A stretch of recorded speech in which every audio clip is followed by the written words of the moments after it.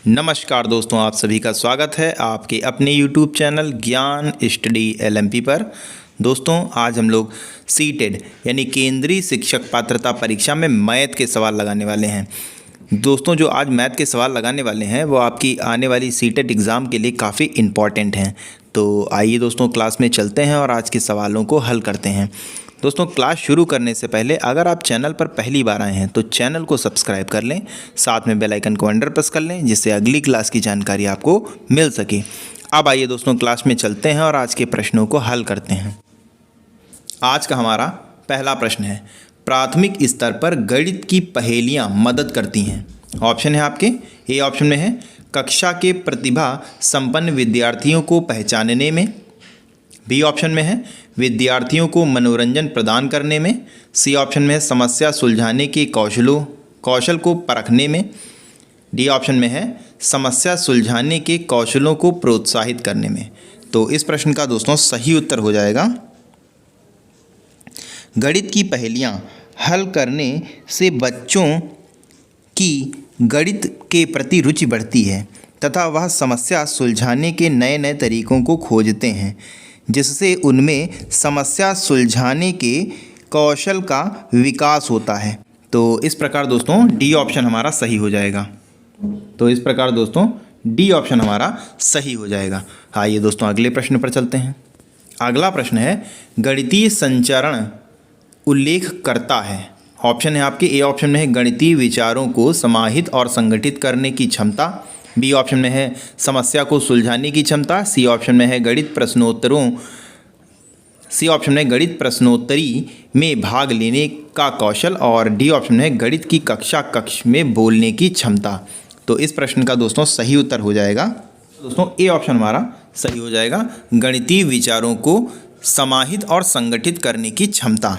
गणितीय संचारण में गणितीय विचारों को समाहित और संगठित करने की क्षमता है।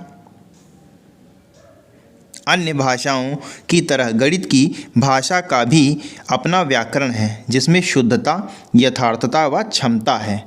तो इस प्रकार दोस्तों ए ऑप्शन हमारा सही हो जाएगा। आइए दोस्तों अगले प्रश्न पर चलते हैं। अगला दोस्तों प्रश्न है, राष्ट्रीय पाठ्यचर्या रूपरेखा यानी NCF 2005 के अनुसार प्राथमिक विद्यालयों में गणित पढ़ाने का मुख्य उद्देश्य निम्नलिखित में से कौन सा नहीं है। ऑप्शन है आपके, ए ऑप्शन में है बच्चे की सोच विचार प्रक्रिया को गणितीय रूप देना, बी ऑप्शन में है बच्चे के संदर्भ में गणित का वर्णन करना, सी ऑप्शन में है समस्या समाधान के कौशलों को बढ़ाना और डी ऑप्शन में है गणित के उच्चतर पढ़ाई की तैयारी करना। तो इस प्रश्न का दोस्तों सही उत्तर हो जाएगा, इसमें दोस्तों ए ऑप्शन हमारा सही हो जाएगा, बच्चे की सोच विचार प्रक्रिया को गणितीय रूप देना। प्राथमिक स्तर पर गणित पढ़ाने का मुख्य उद्देश्य बच्चे की सोच विचार प्रक्रिया को गणितीय रूप देना है ताकि वो अपने नित्य जीवन में आने वाली समस्या को समझने व हल कर सकने में सक्षम हो। तो ए ऑप्शन सही हो जाएगा। आइए दोस्तों अगले प्रश्न पर चलते हैं। अगला प्रश्न है, प्राथमिक स्तर पर गणित की पाठ्य पुस्तकों की सबसे अधिक महत्वपूर्ण विशेषता निम्नलिखित में से कौन सी है। ऑप्शन है आपके, ए ऑप्शन में है संकल्पनाओं का उच्चतर कक्षाओं में संबंध जोड़ा जाना चाहिए, बी ऑप्शन में संकल्पनाओं को जटिल से सरल के रूप में प्रदर्शित किया जाना चाहिए, सी ऑप्शन में संकल्पनाओं को पूर्णता श्रेणी बद्धता में प्रस्तुत किया जाना चाहिए और डी ऑप्शन में है संकल्पनाओं को मूर्त से अमूर्त के रूप में प्रस्तुत किया जाना चाहिए। तो इस प्रश्न का दोस्तों सही उत्तर हो जाएगा, इसमें दोस्तों संकल्पनाओं को मूर्त से अमूर्त के रूप में प्रस्तुत किया जाना चाहिए यानी डी ऑप्शन हमारा सही हो जाएगा। यदि संकल्पनाओं को मूर्त से अमूर्त रूप में प्रस्तुत किया जाएगा तो बच्चे को समझने में आसानी होगी। तो इस प्रकार दोस्तों डी ऑप्शन हमारा सही हो जाएगा। आइए दोस्तों अगले प्रश्न पर चलते हैं। अगला दोस्तों प्रश्न है, निम्नलिखित में से कौन सा कथन सही है। ऑप्शन है संख्या 9 के बाद शून्य का परिचय दिया जाना चाहिए, बी ऑप्शन में है स्थानीय मान सिखाते समय शून्य का परिचय दिया जाना चाहिए, सी ऑप्शन में है पढ़ाई जाने वाली प्रथम संख्या शून्य होनी चाहिए और डी ऑप्शन में है बच्चों में संख्या ज्ञान विकसित होने के बाद शून्य का परिचय दिया जाना चाहिए। तो इस प्रश्न का दोस्तों सही उत्तर हो जाएगा, इसमें दोस्तों ऑप्शन डी सा कथन जो है वो सही है, यानी डी ऑप्शन सही है। सबसे पहले बच्चों में संख्या क्या होती है, गणना क्या है, ये आपको बताना चाहिए, इसका ज्ञान देना चाहिए। वह अपने आसपास की वस्तुओं व उसकी संख्या ज्ञात करना सीख जाए। इसके पश्चात ही उसे शून्य का महत्व पता चल सकेगा। तो इस प्रकार डी ऑप्शन सही हो जाएगा। आइए दोस्तों अगले प्रश्न पर चलते हैं। अगला दोस्तों प्रश्न है कक्षा 1 और कक्षा 2 के गणित शिक्षण और अधिगम के लिए निम्नलिखित में से कौन सा सही है। ऑप्शन है आपके अभ्यास के लिए बहुत अधिक अवसर उपलब्ध कराए जाने चाहिए। बी ऑप्शन में है कक्षा 1 और कक्षा 2 में केवल गणित के मौखिक प्रश्नों को कराया जाना चाहिए। सी ऑप्शन में है गणित का अन्य विषयों जैसे कि भाषा, कला इत्यादि से समाकलन किया जाना चाहिए। और डी ऑप्शन में कक्षा 1 कक्षा 2 में गणित नहीं पढ़ाई जानी चाहिए। तो इस प्रश्न का दोस्तों सही उत्तर हो जाएगा, इसमें दोस्तों सी ऑप्शन हमारा सही हो जाएगा।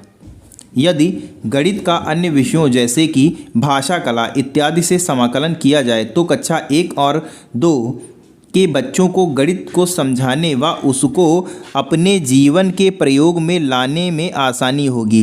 वे गणित के विभिन्न आयामों को पूर्णतः परिचित हो जाएंगे, गणित के आयामों से पूर्णतः परिचित हो जाएंगे तथा प्राथमिक कक्षाओं से ही उनकी तार्किक क्षमता का विकास शुरू हो जाएगा।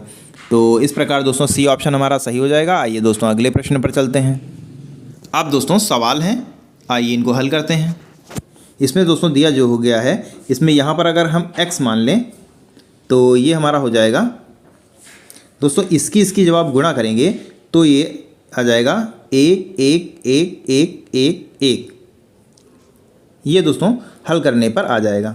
और ये बराबर के ये दोस्तों दिया हुआ है, इसमें ये जब दोस्तों आगे आप हल करेंगे तो इसको संख्या को इधर पलट देते हैं तो 1 1 1 1 1 1, इसमें से ये दोस्तों घटा देंगे।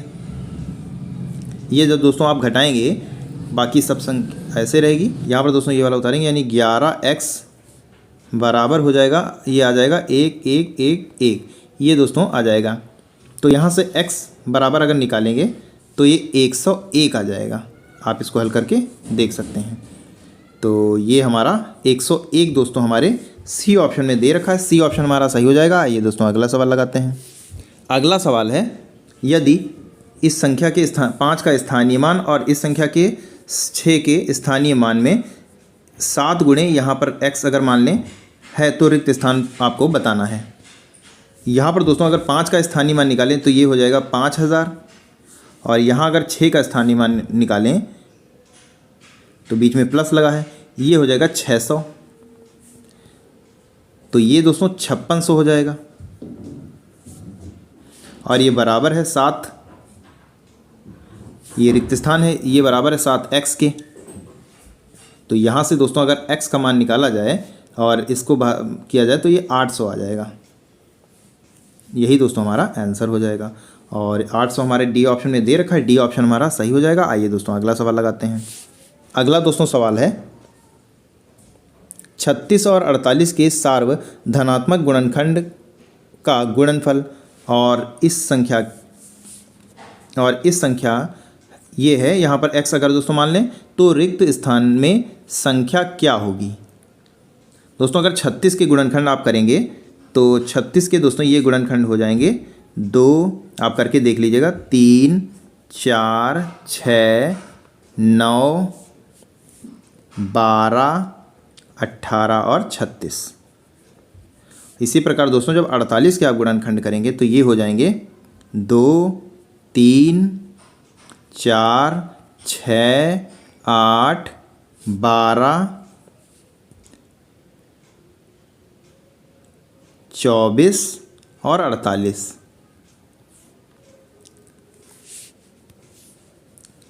यहाँ पर दोस्तों 36 और 48 के सार्व धनात्मक गुणनखंडों का गुणनफल अब यहाँ से करेंगे। दोनों में दोस्तों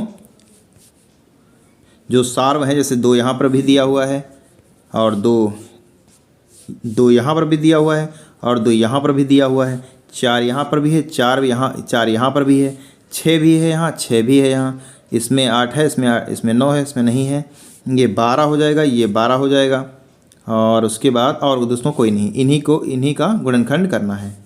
तो ये दोस्तों कर लेते हैं, यानी 2, 3, 4, 6 और 12। इनका दोस्तों जब आप गुणनखंड करेंगे, गुणा करेंगे इनका, तो ये दोस्तों आ जाएगा 1728 आ जाएगा। अब दोस्तों ये जो रिक्त स्थान था यहाँ अगर हम निकालें तो ये अब हो जाएगा 999 प्लस 9 गुणे यहाँ पर वहाँ पर x अगर हम मान लें, और ये बराबर अभी हमने निकाला, ये आया है 1728 के। तो 9x बराबर यहाँ से हो जाएगा, ये 900 इसमें से घट जाएगा, ये इधर ले आएंगे, ये इसमें से 900 घट जाएगा, तो ये हो जाएगा 728 से एक इधर घटेगा, ये 729 हो जाएगा। और यहाँ से अगर हम x निकालें, यहाँ से दोस्तों अगर हम x की वैल्यू निकालेंगे तो x बराबर यहाँ से हमारा 81 आ जाएगा, और यही दोस्तों हमारा आंसर हो जाएगा। और 81 हमारे ए ऑप्शन में दे रखा है, ए ऑप्शन हमारा सही हो जाएगा। आइए दोस्तों अगला सवाल लगाते हैं। अगला दोस्तों सवाल है, यदि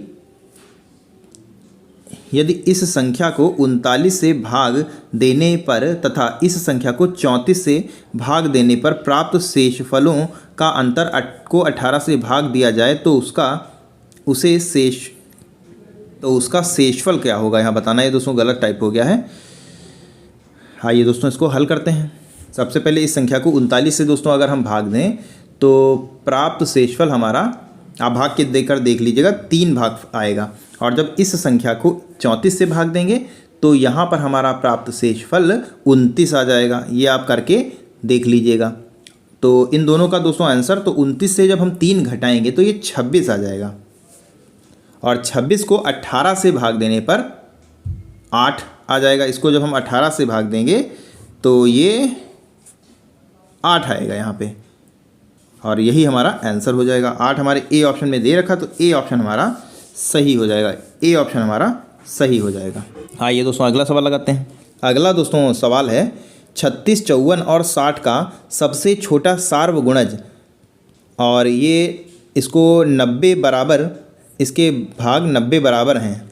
यानी सवाल ये कह रहा है 36, 54 और 60 का जो सबसे छोटा सार्वगुणज होगा उसको 90 से भाग करेंगे तो वो बराबर किसके हो, ये दोस्तों इसमें बताना है। इसको दोस्तों हल करके देखिएगा। 36, 54, 90 का 36, 54, 60 का सार्वगुणज जो होगा वो 540 होगा। ये आप करके देख लीजिएगा। और इसको जब हम 90 से भाग करेंगे तो ये हमारा 6 आ जाएगा। 0 से 0 कैंसिल होगा, 9 छाक 54 होता है, तो 6 आ जाएगा, और 6 ही हमारा आंसर हो जाएगा। 6 हमारे डी ऑप्शन में दे रखा है, तो डी ऑप्शन हमारा सही हो जाएगा, डी ऑप्शन हमारा सही हो जाएगा। आइए दोस्तों अगले सवाल पर चलते हैं। अगला दोस्तों प्रश्न है, निम्नलिखित में से कौन सा सही नहीं है। 1 सेमी बराबर 1 मीटर का शतांश है, 1 मिलीमीटर बराबर 1 लीटर का शतांश है, 1 लाख बराबर है 100,000 के, और 1 करोड़ बराबर है 1 लाख के। तो इसमें दोस्तों सही उत्तर हो जाएगा, इसमें दोस्तों बी ऑप्शन हमारा सही हो जाएगा। 1 लीटर बराबर 1000 मिली होता है, तो ये ऑप्शन दोस्तों हमारा, यानी बी ऑप्शन हमारा सही हो जाएगा। आइए दोस्तों अगले प्रश्न पर चलते हैं। अगला दोस्तों प्रश्न है, गुणनफल ये दोस्तों जो दिया हुआ है ये बताना है आपको, इनमें से किसके बराबर है। 5 दिनों में सेकंडों की संख्या के, 1 सप्ताह में सेकंडों की संख्या के, 7 सप्ताहों में मिनटों की संख्या के, और डी ऑप्शन में है 60 दिनों में घंटों की संख्या के। तो इस प्रश्न का दोस्तों सही उत्तर हो जाएगा, इसमें दोस्तों ये जो दिया हुआ है इसकी जब आप गुणा करेंगे तो आप करके देखिएगा, ये आएगा 6,048,0,0, और इसमें दोस्तों सही ऑप्शन बी हो जाएगा। ये 7, एक हफ्ते में 7 दिन होते हैं, इसको जब आप मिनटों में और सेकंडों में तब्दील करेंगे, यानी 7 गुणे 24, एक दिन में 24 घंटे होते हैं, और 1 घंटे में 60 मिनट होते हैं, और 1 मिनट में 60 सेकंड होते हैं। इनको जब दोस्तों आप गुणा करेंगे तो यही एकदम आ जाएगा। तो यहाँ पर बी ऑप्शन हमारा सही हो जाएगा। आइए दोस्तों अगले प्रश्न पर चलते हैं। अगला दोस्तों प्रश्न है, एक संख्या का दशमलव निरूपण समझने के लिए निम्नलिखित में से कौन सी पूर्व जानकारी का ज्ञान होना चाहिए? योग, व्याकरण, स्थानीय मान, गुणा। तो इसमें दोस्तों स्थानीय मान जो है वो सही हो जाएगा, यानी सी ऑप्शन दोस्तों हमारा सही हो जाएगा। सी ऑप्शन सही हो जाएगा। स्थानीय मान किसी संख्या के दशमलव प्रतिनिधित्व को समझने की एक पूर्वावश्यकता है, क्योंकि यह एक दशमलव संख्या में एक दशमलव बिंदु भी होता है। इसके अनुसार प्रत्येक अंक का स्थान और उसका मूल्य निर्धारित किया जाता है। तो इस प्रकार दोस्तों सी ऑप्शन हमारा सही हो जाता है। दोस्तों आज के लिए बस इतना ही। कैसी लगी आज की क्लास कमेंट करके ज़रूर बताएं, और अगर दोस्तों आज की क्लास आपको पसंद आई हो तो वीडियो को लाइक करें, और अगर अभी तक आपने चैनल को सब्सक्राइब नहीं किया है तो चैनल को सब्सक्राइब कर लें, साथ में बेल आइकन को अंडर प्रेस कर लें ताकि अगली क्लास की जानकारी आपको मिल सके। मिलते हैं अगली क्लास में, तब तक के लिए नमस्कार, जय हिंद, जय भारत।